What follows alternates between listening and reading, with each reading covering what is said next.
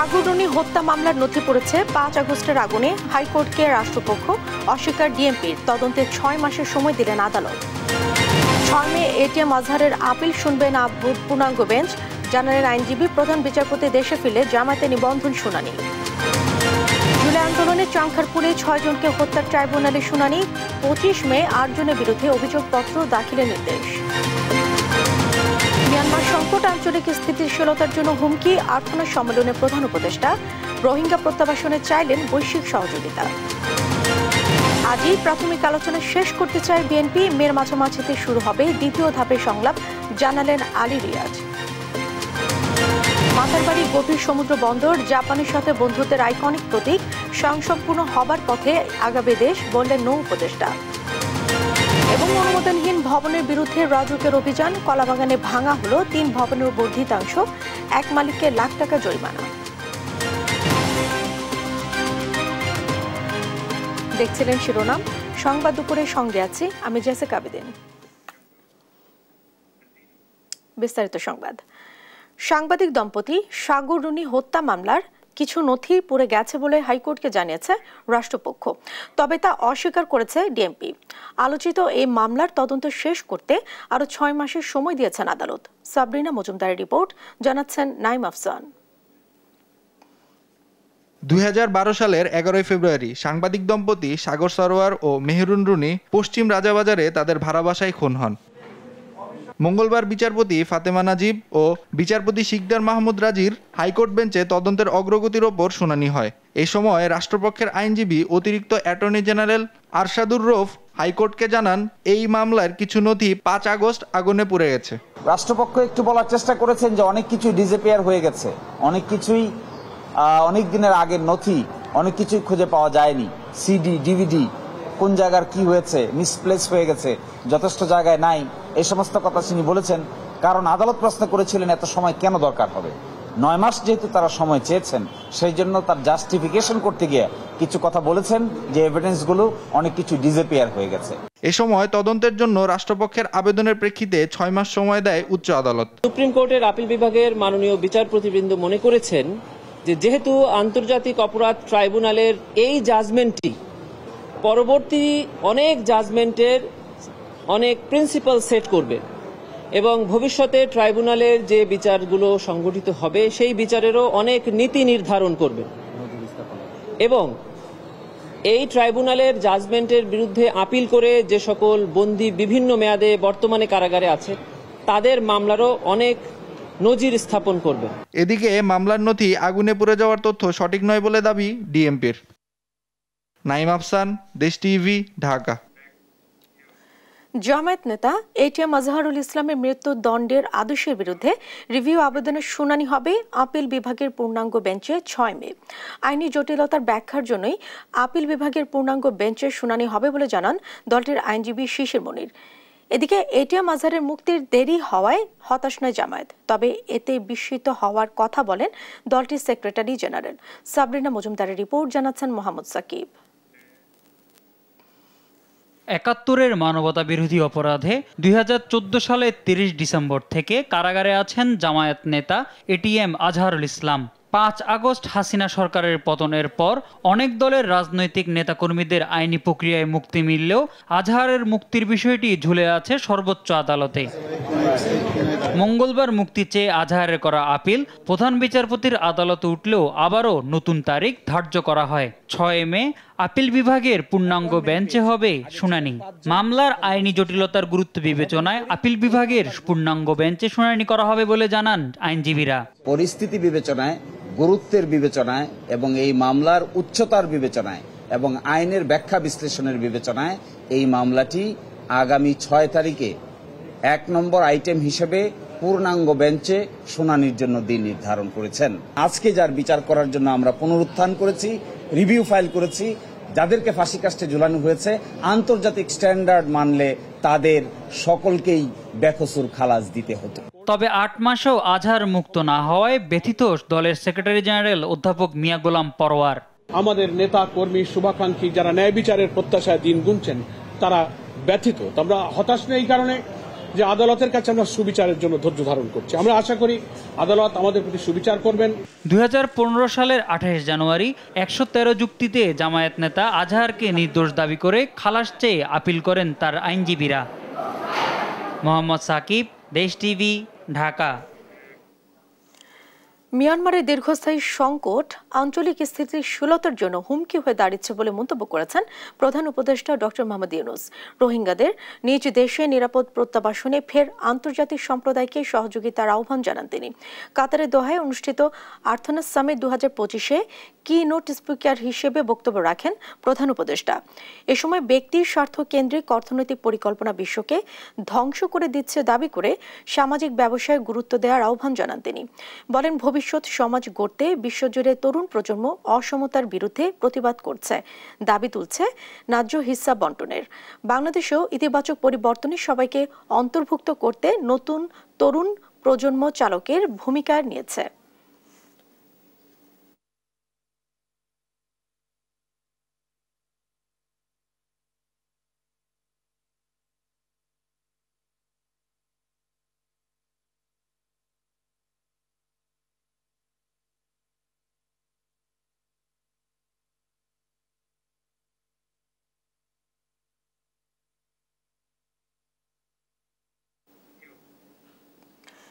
July August অভ্যুত্থানে রাজধানীর চাংখারপুলে school শিক্ষার্থী আনাস সহ 6 জনকে হত্যার ঘটনায় ডিএমপির সাবেক কমিশনার হাবিবুর রহমান সহ 8 জনের বিরুদ্ধে আনুষ্ঠানিক অভিযোগপত্র 25 মে দাখিলের নির্দেশ দিয়েছে আন্তর্জাতিক অপরাধ ট্রাইব্যুনাল। আসামিদের মধ্যে 4 জন এখনো পলাতক আছেন। এনআই নাহিদকে সাথে নিয়ে আরো জানাচ্ছেন মাকদুরা মিতি।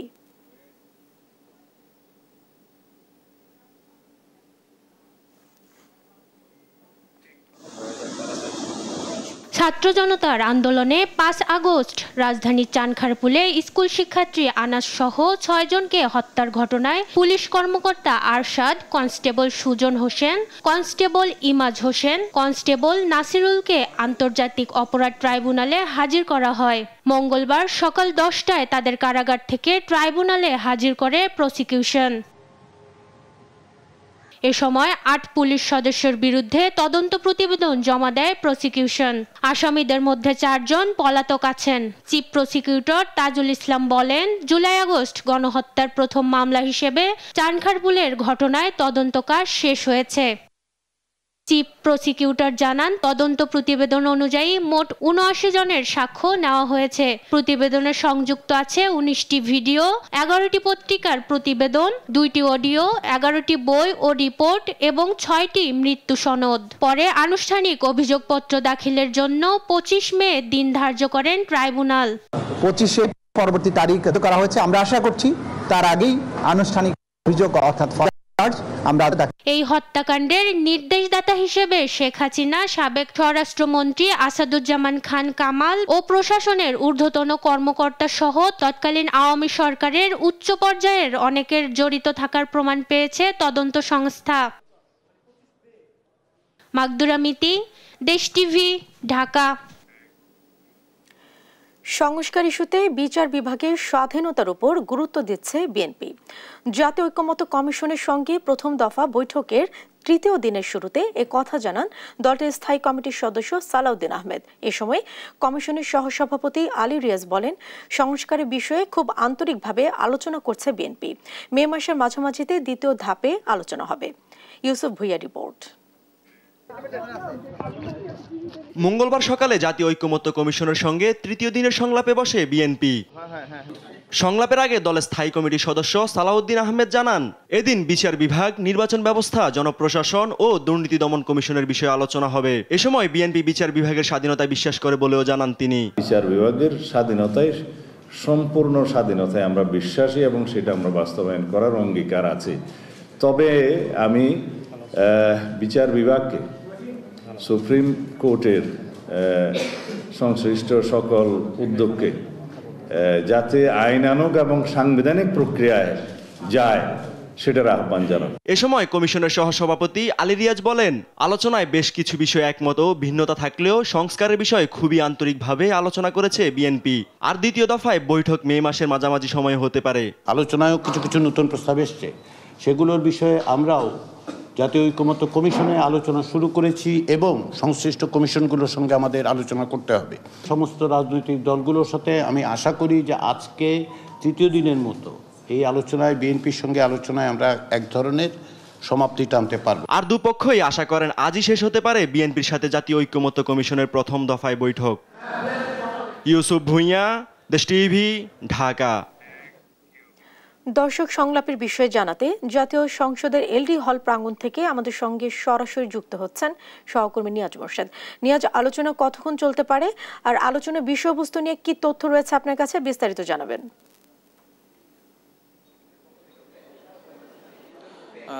জেসিকা, কিছুক্ষণ আগে আলোচনার বিরতি দিয়ে বিএনপির যে স্থায়ী কমিটির সদস্য সালাউদ্দিন আহমেদ আমাদের সাথে কথা বলেছেন এবং সালাউদ্দিন আহমেদ যিনি বলেছেন যে ইতিমধ্যে যে আলোচনাগুলো হয়েছে তিনি সকালবেলা কিন্তু এসেই বলেছিলেন যে বিচার বিভাগের যে সংবিধান সংস্কার সেটি নিয়ে আসলে আজকে প্রথম আলোচনা শুরু হবে এবং সেটি নিয়ে তিনি আলোচনা শুরু করেছেন এবং আলোচনা করার পরেই কিছুটা বিরতি দিয়ে তিনি আমাদের সাথে যেটি বলেছেন যে বিচার বিভাগ নিয়ে তারা আসলে বেশ কিছু বিষয়ে তারা আসলে আপনারা একমত হয়েছেন এবং কিছু কিছু বিষয়ে তারা দ্বিমত পোষণ করেছেন এবং সেই সাথে যদি একটু বলি আর মোটা থাকে যে বিচারপতি নিয়োগের ক্ষেত্রে কিন্তু তারা বলেছেন যে আপনার যে একজনের প্রস্তাব দিয়েছেন যে যিনি মোস্ট সিনিয়র থাকবেন তাকে হয়তো নিয়োগ দেওয়ার প্রস্তাব দিয়েছেন। সেক্ষেত্রে বিএনপি বলছে যে আসলে বিচারপতি নিয়োগের ক্ষেত্রে এর আগে যেটি ঘটেছে তাকে অনেক সময় অনেক প্রভাবিত হয় বা আপনার দুর্নীতিগ্রস্ত হয় তেমন অভিযোগ পাওয়ার কারণে আপনার বিচার বিভাগের যে নিয়োগ প্রক্রিয়া বিচারপতি সেটিতে আসলে আপিল বিভাগের প্রায় 3 জন মোস্ট সিনিয়রকে রাখার আহ্বান জানিয়েছেন যাতে আপনার সেখান থেকে যেন বাধ্যবাধকতা থাকে এবং সেখান থেকে যেন নিয়োগ দেওয়া হয়, এটি আসলে বিএনপি বলেছে।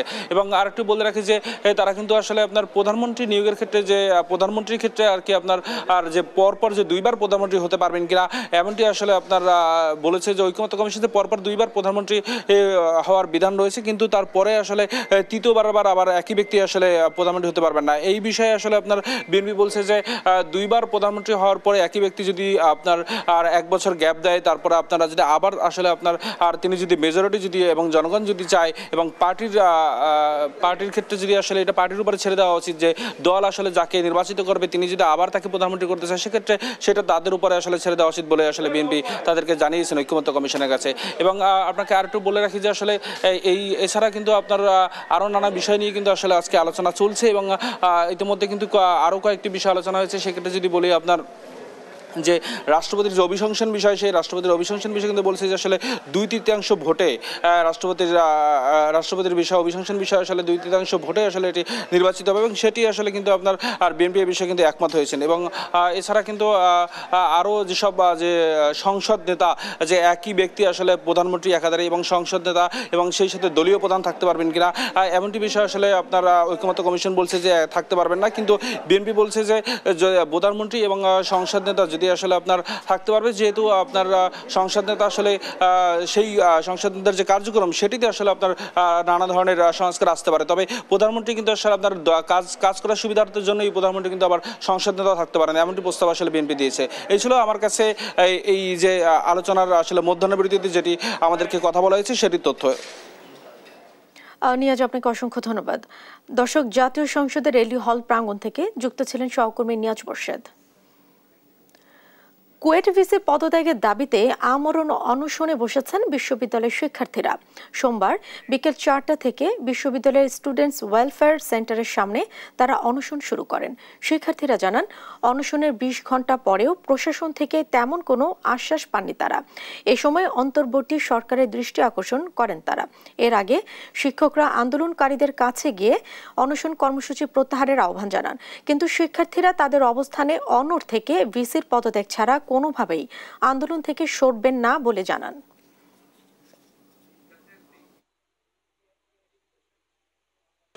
পদত্যাগের দাবিতে আমরা গতকালকে বেলা 3:30 থেকে অনশনে বসেছি এবং আমরা এখন পর্যন্ত ইন্টারিম সরকার বা অন্যান্য কোনো প্রশাসনিক কোনো কারো কাছ থেকে ওরকম আসার কোনো খবর পাই নাই। তো এখন আমাদের এখানে যেসব ভাইরা আছে খুলনার এই গরমে আসলে সবাই আস্তে আস্তে ডিহাইড্রেশন বলেন কিংবা হচ্ছে আদার্স, যেহেতু গতকালকে বেলা 3:30 থেকে আন্দোলনটা শুরু হয়েছে, অনশনটা শুরু হয়েছে, আজকে মোটামুটি 20 ঘন্টা পার হয়ে গেছে। সবার পেটে আসলে কোনো খাবার বা পানি কিছুই যায়নি। তোরা এখানে অসুস্থ হয়ে যাইতেছে, এখন এই টিম আমাদের দিকে নজর দেয় না, কখন দেবে? 2-4টা লাশ পড়ে যাবে তারপরে কি আমাদের দিকে নজর দেবে? দুর্ঘটনা ঝুঁকি এড়াতে অনুমোদন ছাড়া ভবন নির্মাণ বন্ধে অভিযান অব্যাহত রেখেছে রাজধানী উন্নয়ন কর্তৃপক্ষ রাজুক। রাজধানীর কলাবাগানে চালানো অভিযানে 3টি ভবনের বর্ধিতাংশ ভেঙে দেওয়া হয়।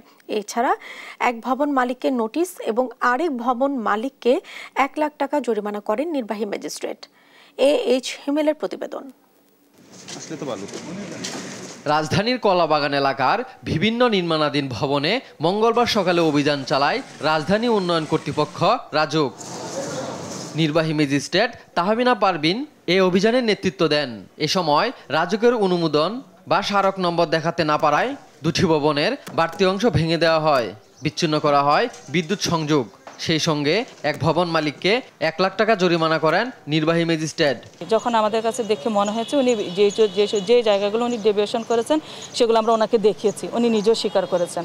তো তার স্বীকার ভিত্তিতে আমরা এখানে মোবাইল কোর্ট পরিচালনা করেছি। জরিমানা আমরা যে ইমারত নির্মাণ আইন 1952 এর 3 ধারা অনুযায়ী তাকে 1 লক্ষ টাকা জরিমানা করা হয়েছে। তিনি আরও জানান, অনুমোদন ছাড়া কোনো স্থাপনা তৈরি হলেই ব্যবস্থা নেওয়া হবে। অবৈধভাবে ভবন নির্মাণ বন্ধে অভিযান চলমান থাকবে। আমরা যে সকল নাগরিক আমরা সুস্থভাবে ঢাকা শহরে বেড়ে উঠতে চাই, আর আমরা ঢাকাকে একটা বাসযোগ্য নগরীতে পরিণত করতে চাই, এটাই আমাদের মেসেজ। তবে ভবন ম্যানেজারের দাবি, অভিযানের বিষয়ে রাজুক থেকে কোনো নোটিশ পাননি তারা। ভাঙার ব্যাপারে এখন কি বললো যে এটা বলে ভায়োলেট হয়েছে, এটা ভাঙবে। এখন যেহেতু ভায়োলেট হয়েছে বলতেছে তারা, আমরা তো যেহেতু অ্যাকুরেট মাপটা জানি না। এছাড়া এমার্স বিল্ডার্স অ্যান্ড ডেভেলপার্স লিমিটেডের নির্মাণাধীন ভবনে কোনো কর্মকর্তা না থাকায় কোম্পানিকে নোটিশ দেওয়া হয়। সেই সঙ্গে ভবনের নকশা বহির্ভূত অংশ ভেঙে দেয় রাজুক। এইচ হিমেল, দেশ টিভি, ঢাকা। এবার আইএফআইসি ব্যাংক থেকে 7,129 কোটি টাকা আত্মসাতের অভিযোগে শেখ হাসিনার সাবেক উপদেষ্টা সালমান এফ রহমানের বিরুদ্ধে অনুসন্ধান শুরু করেছে দুর্নীতি দমন কমিশন দুদক।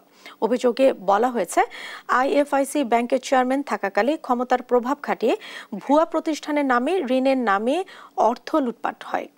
এই ঘটনায় দুদকের 3 সদস্যের কমিটি অভিযুক্ত 11 জনকে আগামী 29-30 এপ্রিল জিজ্ঞাসাবাদের জন্য তলব করেছে। সালমান এফ রহমান ছাড়াও অভিযুক্তদের মধ্যে আছেন তার ছেলে আহমেদ শায়ান, সাবেক ব্যবস্থাপনা পরিচালক শাহ আলম সারওয়ার, কোম্পানির সেক্রেটারি মোকাম্মেল হক সহ অন্যান্যরা।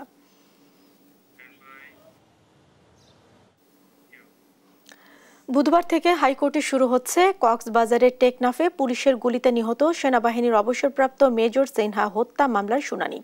মঙ্গলবার সুপ্রিম কোর্টের ওয়েবসাইটে মামলাটির বিচারপতি মোহাম্মদ মুস্তাফিজুর রহমান ও বিচারপতি মোহাম্মদ সগির হোসেনের দ্বৈত হাইকোর্ট বেঞ্চের প্রকাশিত কার্যতালিকাভুক্ত রয়েছে। এতে বলা হয়, বুধবার সকাল 10:30 থেকে মামলা নিষ্পত্তি না হওয়া পর্যন্ত শুনানির জন্য ডেথ রেফারেন্স এবং আপিল ও জেল আপিল গ্রহণ করবেন আদালত। এর আগে প্রধান বিচারপতি মামলাটি নিষ্পত্তির জন্য এই বেঞ্চে পাঠান।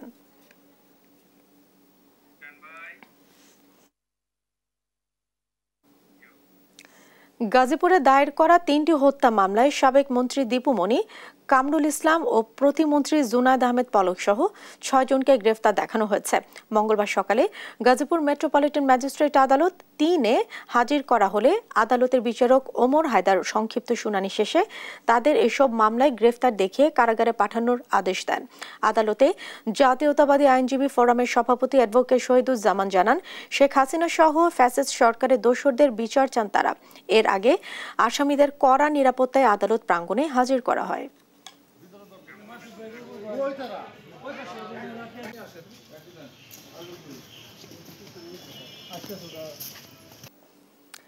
মাতারবাড়ির গভীর সমুদ্র বন্দর নির্মাণে চট্টগ্রাম বন্দর কর্তৃপক্ষের সঙ্গে জাপানের 2 প্রতিষ্ঠানের চুক্তি হয়েছে। মঙ্গলবার দুপুরে রাজধানীর একটি হোটেলে এ চুক্তি হয়।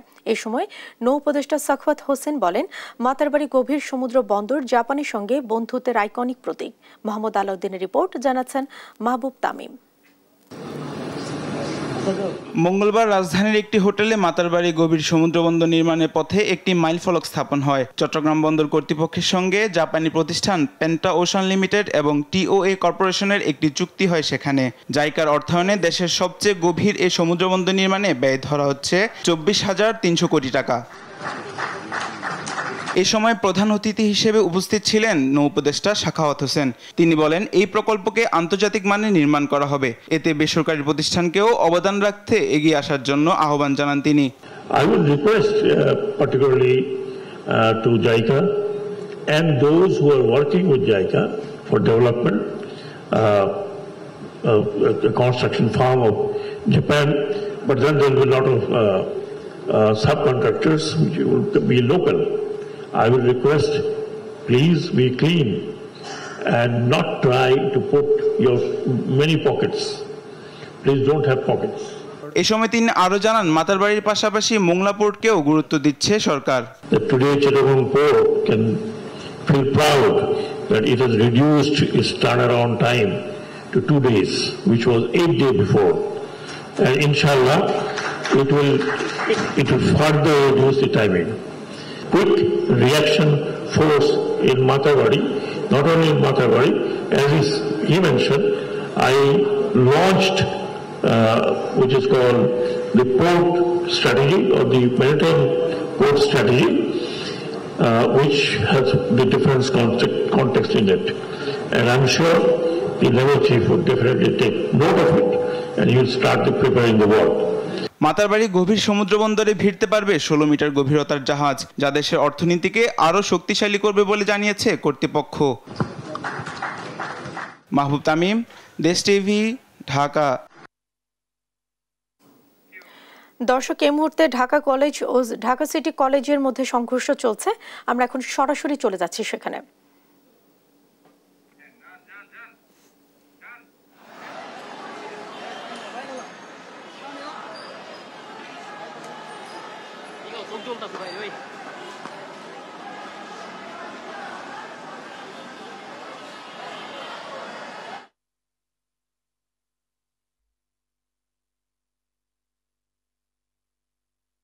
ঢাকা কলেজ এবং সিটি কলেজ শিক্ষার্থীদের মধ্যে যে সংঘর্ষটি হয়েছে, এখানে কিন্তু এখনো মারামারি চলছে, অনেকক্ষণ ধরে এখানে মারামারি চলছে এবং ইতোমধ্যে কিন্তু আইন শৃঙ্খলা বাহিনী ইতোমধ্যে তারা টিয়ারশেল নিক্ষেপ করেছেন। স্টুডেন্টদেরকে শান্ত করার জন্য তারা কিন্তু যথেষ্ট চেষ্টা করে যাচ্ছেন এবং কিছুক্ষণ আগে টিয়ারশেল নিক্ষেপ করার পরও আবারও কিন্তু এখানে দ্বিতীয় ধাপে বলা যায় যে ঢাকা কলেজ এবং সিটি কলেজের শিক্ষার্থীদের মাঝখানে আসলে সংঘর্ষের সৃষ্টি হয়। তারা একদিক থেকে আরেকদিকে আসলে ইট পাটকেল নিক্ষেপ করতে থাকে এবং এরই মধ্যে কিন্তু পুলিশ আরও একবার তারা টিয়ারশেল নিক্ষেপ করেছে এবং তারা পরিস্থিতি কন্ট্রোল করার জন্য কিন্তু যথেষ্ট চেষ্টা করে যাচ্ছেন। এখানে ঢাকা কলেজ থেকে সিটি কলেজের দিকেও তারা ইট পাটকেল নিক্ষেপ করেছেন, বড় বড় ইট তারা ছুটছেন এবং একইভাবে সিটি কলেজের যে শিক্ষার্থীরা আছে তারাও কিন্তু আসলে ঢাকা কলেজের দিকে কিন্তু ইট পাটকেল ছুড়ছেন এবং আইন শৃঙ্খলা বাহিনী যথেষ্ট চেষ্টা করে যাচ্ছেন সার্বিকভাবে যাতে পরিস্থিতি নিয়ন্ত্রণ করা যায়। কিছুক্ষণ আগে যেটি বলা হয়েছিল যে আইন শৃঙ্খলা বাহিনী যেটি বলেছিলেন যে আসলে ঢাকা কলেজের যে শিক্ষকরা আছেন তারা আসলে চেষ্টা করছেন ঢাকা কলেজের শিক্ষার্থীদের সাথে কথা বলার জন্য এবং একইভাবে সিটি কলেজের শিক্ষার্থীরা চেষ্টা করছেন শিক্ষার্থীদের সাথে আসলে শিক্ষকরা কথা বলার চেষ্টা করছেন এবং নিজ নিজ আসলে কলেজের ভিতরেই তারা আসলে ছিলেন। কিন্তু কিছুক্ষণ আগেই তারা আবারও দ্বিতীয় ধাপে বলা যায় বা পর্যায়ক্রমে বলা যায় যে তারা আবারও রাস্তায় নেমেছেন এবং তারা এখানে বলা যায় যে একটি সংঘর্ষ বা একটি বিশৃঙ্খলা পরিবেশে তারা সৃষ্টি করছেন। আইন শৃঙ্খলা বাহিনীর পক্ষ থেকে তারা পদক্ষেপ নিচ্ছেন এবং একটি জিনিস না বলি না, সেটি হচ্ছে যে আসলে ঢাকা কলেজ এবং সিটি কলেজের যে এই যে মারামারি বা যে সংঘর্ষের ঘটনা, এটি কিন্তু আজকে নতুন নয়। কয়েকদিন আগেও কিন্তু তাদের মধ্যে একটি সংঘর্ষের ঘটনা ঘটেছিল। এক কলেজ আরেক কলেজে শিক্ষার্থীকে মারধর করার জন্য, বাকবিতণ্ডার মাধ্যমে মারধর করার জন্য থেকে শুরু করে ফেসবুক ট্রলের যে ব্যাপারটি থাকে সেটি নিয়েও কিন্তু তাদের মধ্যে একটি ঝামেলা হয়েছিল এবং সে থেকেই কিন্তু আসলে কয়েকদিন আগেও তাদের মধ্যে মারামারি হয়েছিল বা সংঘর্ষের সৃষ্টি হয়েছিল। তো ইতিমধ্যে এখন পর্যন্ত যেটি হচ্ছে যে ঢাকা কলেজের যে শিক্ষার্থীরা আছেন তারা একদিক থেকে আরেকদিকে, ঢাকা কলেজের শিক্ষার্থীরা সিটি কলেজের শিক্ষার্থীদের তারা ইট ছুড়ছেন এবং এই জিনিসটি আসলে এখন পর্যন্ত চলছেন। আসলে পরবর্তীতে কি হবে এখন পর্যন্ত জানা যায়, তবে আইন শৃঙ্খলা বাহিনী যথেষ্ট চেষ্টা করছেন পরিস্থিতি স্বাভাবিক করার, পরিস্থিতি নিয়ন্ত্রণের জন্য তারা চেষ্টা করছেন। তো এই ছিল আমার কাছে ঢাকা কলেজের এই দিকটা। যদি আমি বলি, এই দিকটাতে আমি এখন আছি এবং এখান থেকে আমার কাছে সর্বশেষ।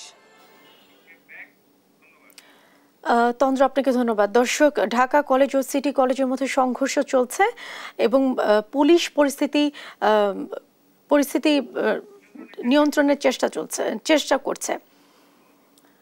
প্রধান উপদেষ্টার কাতার সফরে দেশে বিনিয়োগের পরিবেশ নিশ্চিত করতে সেখান থেকে স্বল্প মূল্যে এলএনজি আনার চেষ্টা চলছে বলে জানিয়েছেন প্রধান উপদেষ্টার প্রেস সচিব শফিকুল আলম। পতিত স্বৈরাচার আমদানি করা জ্বালানির পাওনা পরিশোধ না করায় কাতারের সঙ্গে যে তৈরি হয়েছিল তাও দ্রুত কমিয়ে আনার চেষ্টা চলছে বলেও জানান তিনি। কাতারে সফররত প্রধান উপদেষ্টার কার্যক্রম নিয়ে সাংবাদিকদের সাথে আলাপকালে এসব কথা বলেন প্রেস সচিব। দেশি কোম্পানি 600 যারা বাংলাদেশে অলরেডি আছে, দেশি এবং মাল্টিনেশনাল, তারাই অলরেডি নতুন গ্যাস পাওয়ার লাইন ধরেছে। তো আমাদেরকে তো এদেরকে গ্যাসটাকে সরবরাহ করতে পারবে। আর আমাদের নিজস্ব যেটা গ্যাস সেটা তো ডিপ্লিটিং, এটা কমে যাচ্ছে, যেটা আমরা ইয়ের থেকে পেতাম আমাদের অনশোর বা অফশোরের এক্সপ্লোরেশন করে। তো আমরা চাচ্ছি যে কাতারের সাথে আমাদের সম্পর্কটা আরও সুদৃঢ় হলে আমরা যদি এলএনজি আরও বেটার প্রাইসে পাই, ওয়াই নট। আমরা এই বিষয়ে কাতারের সাথে আমাদের খুব ভালো হবে। কাতারের কাছে আপনি জানেন পতিত স্বৈরাচার প্রচুর টাকা রেখে গেছিলেন, কয়েকশো মিলিয়ন ডলার কাতারের দেনা তারা দেননি, এবং এতে যেটা হচ্ছে যে কাতারের সাথে এক ধরনের দূরত্ব তৈরি হওয়ার সম্ভাবনা দেখা গিয়েছিল। আমাদের গভর্নমেন্ট এসে পুরো টাকাটা দেওয়ার আমরা মুভ নিয়েছি। এখন বোধহয় 37 মিলিয়ন ডলার আছে। কালকে বা এই সপ্তাহের মধ্যে পুরো টাকাটা পে অফ করা হবে।